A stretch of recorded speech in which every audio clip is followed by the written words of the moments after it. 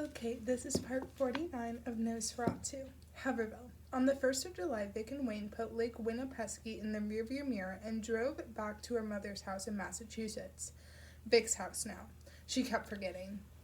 Lou was flying into Boston to spend the 4th with Wayne and see some big city fireworks, something he had never done before. Vic was going to spend the weekend going through the dead woman's stuff and trying not to drink. She had a notion to sell the house in the fall and move back to Colorado. It was something to talk about with Lou. She could work on search engine anywhere. Traffic was bad on 495. They were trapped on the road under a headache sky of low fuming clouds. Vic felt that no one should have to put up with a sky like that, cold sober. "Do you worry much about ghosts?" Wayne asked while they were idling, waiting for cars in front of them to move. "Why? You creeped out about staying the night at Grandma's? If her spirit is still there, it wouldn't wish you any harm. She loved you." "No," Wayne said, his tone indifferent. "I know ghosts used to talk to you is all." "Not anymore," she said, and finally traffic loosened up and Vic could ride the breakdown lane to the exit.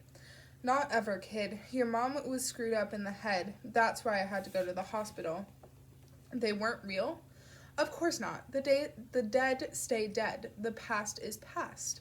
Wayne nodded. "Who's that?" he asked, looking across the front yard as they turned into the driveway. Vic had been thinking about ghosts, not paying attention, and hadn't seen the woman sitting on her front step. As Vic put the car into park, the visitor rose to her feet. Her visitor wore acid-washed jeans, disintegrating to threads at the knees and thighs, and not in a fashionable way either. She had a cigarette in one hand, trailing a pale wisp of smoke. In the other hand was a folder. She had the stringy, twitching look of a junkie. Vic could not place her, but was sure she knew her. She had no idea who the visitor was, but felt in some way she had been expecting this woman for years. "Someone you know?" Wayne asked. Vic shook her head. She was temporarily unable to find her voice. She had spent most of the last half-year holding tight to both sanity and sobriety, like an old woman clutching a bag of groceries. Staring into the yard, she felt the bottom of the bag beginning to tear and give way. The junkie girl in the unlaced Chuck Taylor high tops raised one hand in a nervous, terribly familiar little wave. Vic opened the car door and got out, came around the front to get between Wayne and the woman. "Can I help you?" Vic croaked. She needed a glass of water. "I hope She sounded as if she were hung up on a sneeze. Her face darkened and she forced out, "So, he's free." "What are you talking about?" "The Wraith," Maggie Lee said. "He's on the road again. I think you should use your bridge and try to find him, Vic." She heard Wayne climbing out of the car behind her, his door thumping shut. He opened the rear door and Hooper leaned from the back seat. She wanted to tell him to get back in the car but couldn't without signaling her fear. The woman smiled at her. There was an innocence and a simple kindness to her face that Vic very much associated with the mad. She had seen it often enough in the mental hospital. "I'm sorry," the visitor said. "That wasn't how I Now she sounded like she might be gagging. Meant to begin. I'm oh God. Maggie, but stammer. Apologies. We had tea once. You scraped your knee. Long time ago. You weren't much older than your She stopped talking, drew a deep breath, tried again. "Kid here. But think you really must remember." It was awful listening to her try to talk, like watching someone with no legs dragging herself along a sidewalk. Vic thought, she didn't used to be so bad, while at the same time remaining convinced that the junkie girl was a deranged and possibly dangerous stranger. She found herself unable to juggle these two notions without any sense of contradicting herself whatsoever.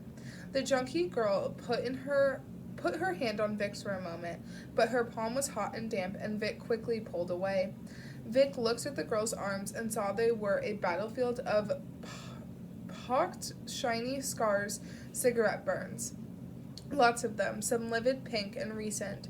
Maggie regarded her with a brief look of confusion that bordered on hurt, but before Vic could speak, Hooper barged past to poke his nose into Maggie Lee's crotch.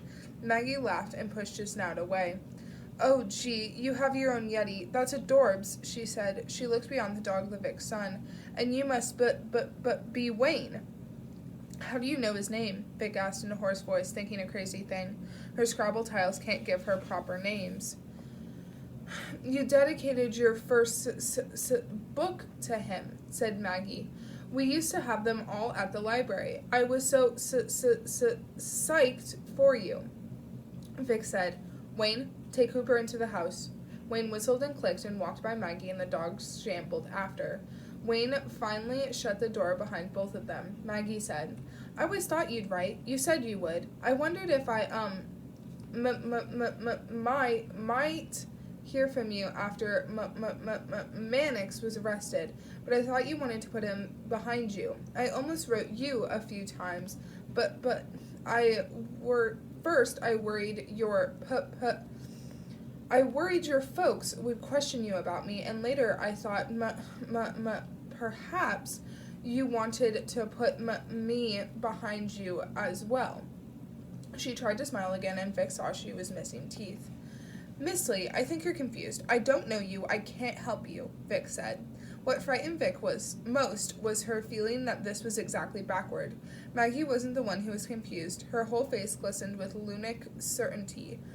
If anyone was confused, it was Vic. She could see it all in her mind's eye. The dark cool of the library, the yellowing Scrabble tiles scattered on the desk, the bronze paperweight that looked like a pistol.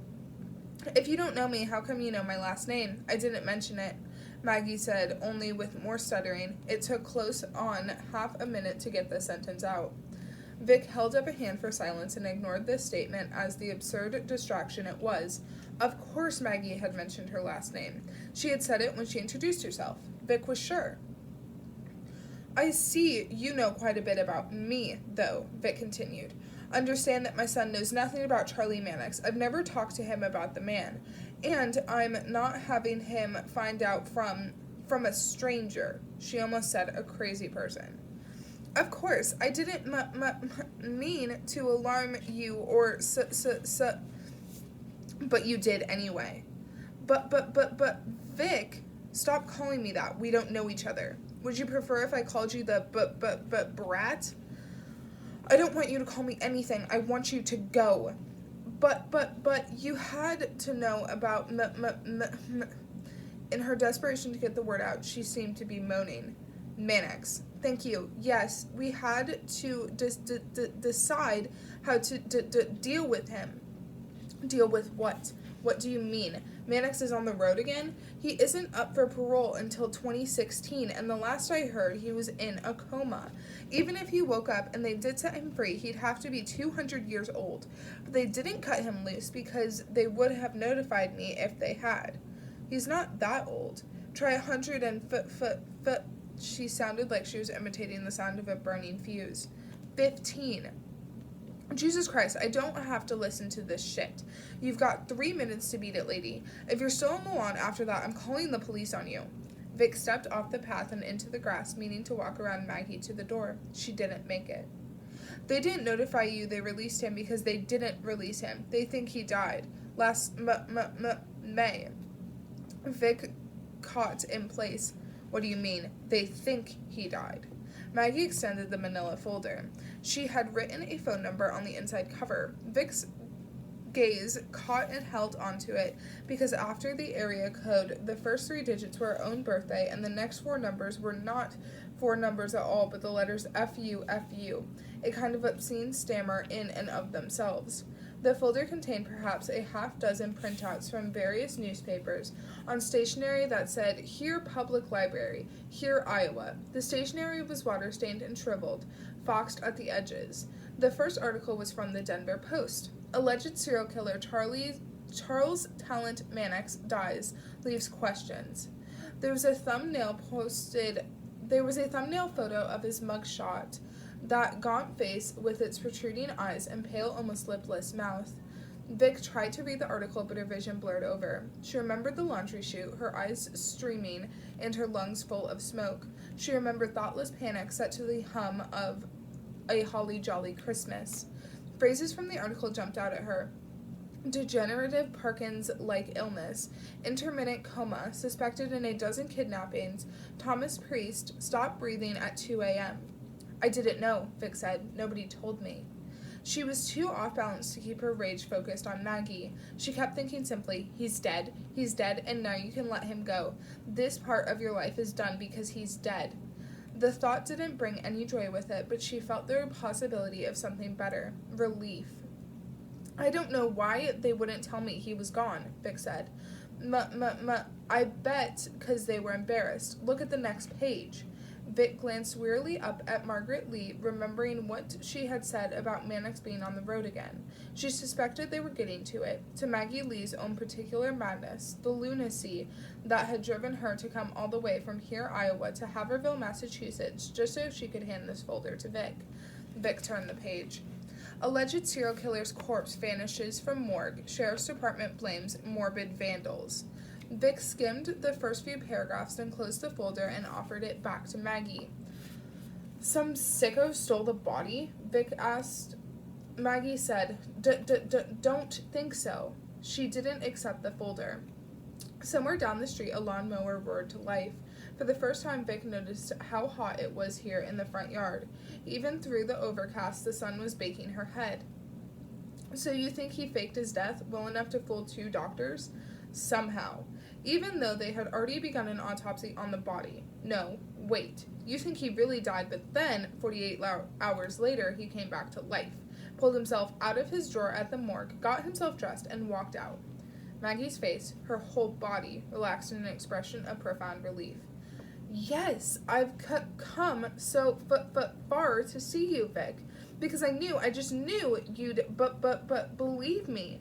Now look at the next article. There's a guy in Kentucky who disappeared from his home in an antique Rolls Royce. Mannix's Rolls Royce. The article doesn't say it was the one that belonged to Mannix, but if you look at the picture, I'm not going to look at shit, Vic said and threw the folder in Maggie's face. Get the fuck out of my yard, you crazy bitch. Maggie's mouth opened and closed just like the mouth of the big old koi in the fish tank that was a central feature of her little office in the Here Public Library, which Vic could remember perfectly even though she had never been there. Vic's rage was boiling over at last, and she wanted to scald Maggie with it. It was not just that Maggie was blocking the way to Vic's door, or that with her mad babble she threatened to undermine Vic's own sense of what was true, to steal from Vic her hard-won sanity. It was that Mannix was dead, really dead, but this lunatic couldn't let Vic have that.